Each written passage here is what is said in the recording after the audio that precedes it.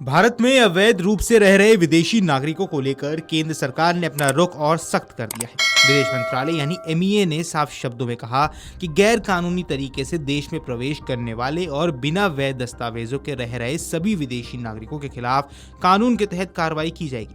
इस दिशा में भारत सरकार ने बड़ा कदम उठाते हुए बांग्लादेश के 2680 से ज्यादा संदिग्ध लोगों की सूची सौंपी है, ताकि उनकी राष्ट्रीयता की पुष्टि कर उन्हें उनके देश वापस भेजने की प्रक्रिया तेज की जा सके। इस मुद्दे को लेकर पश्चिम बंगाल में हलचल तेज है। उत्तर 24 परगना जिले की सीमा से जुड़े इलाकों में बड़ी संख्या में ऐसे लोगों की आवाजाही देखी गई है जो कथित तौर पर वर्षों से भारत में रह रहे थे और अब वापस लौटने की तैयारी में है। प्रशासनिक स्तर पर भी कार्रवाई तेज कर दी गई है और जिले में होल्डिंग सेंटर बनाने की प्रक्रिया शुरू की जा रही है। विदेश मंत्रालय के प्रवक्ता रणधीर जायसवाल ने अपनी साप्ताहिक प्रेस ब्रीफिंग के दौरान अवैध प्रवासियों के मुद्दे पर विस्तार से बात की। उन्होंने कहा कि भारत सरकार ने 2680 से ज्यादा मामलों की जानकारी बांग्लादेशी अधिकारियों के साथ साझा की है। सरकार का कहना है कि इन लोगों की पहचान और राष्ट्रीयता का आधिकारिक सत्यापन होना बेहद जरूरी है। जैसे ही ये प्रक्रिया पूरी होगी, भारत उन्हें डिपोर्ट करने की स्थिति में होगा।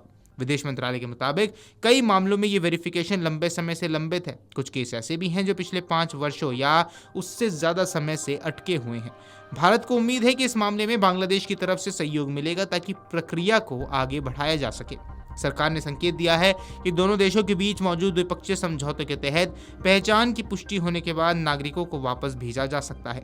इस पूरे घटनाक्रम का असर पश्चिम बंगाल के सीमा क्षेत्रों में भी देखने को मिला है। उत्तर 24 परगना जिले के अंतर्राष्ट्रीय सीमा क्षेत्र के पास स्थित हाकिमपुर चेकपोस्ट पर शुक्रवार को बड़ी संख्या में लोगों की भीड़ जमा होने की खबर सामने आई।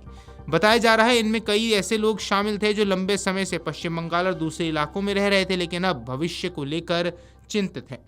सीमा के पास मौजूद लोगों के बीच सबसे बड़ा डर कानूनी कार्रवाई का बताया जा रहा है। बिना वैध दस्तावेजों के रहने वाले लोगों को अब गिरफ्तारी, जुर्माना या जेल की आशंका परेशान कर रही है।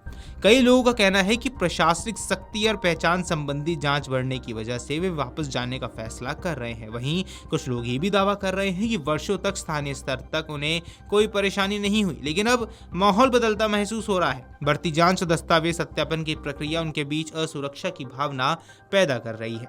हालांकि प्रशासन की तरफ से स्पष्ट कहा गया है कि कार्रवाई कानून के दायरे में की जाएगी और जिन लोगों के पास वैध कागजात नहीं होंगे उनके मामले की जांच नियमों के अनुसार होगी।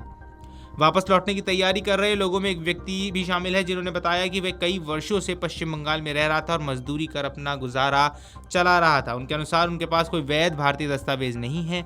उसने कहा कि बदलते माहौल और बढ़ती जांच के कारण उसे अब गिरफ्तारी या कानूनी कार्रवाई का डर सता रहा है। सीमा क्षेत्र में लौटने वालों में सुमैया खातून भी शामिल बताई जा रही हैं, जो अपनी छोटी बच्ची के साथ वापस जा रही थी।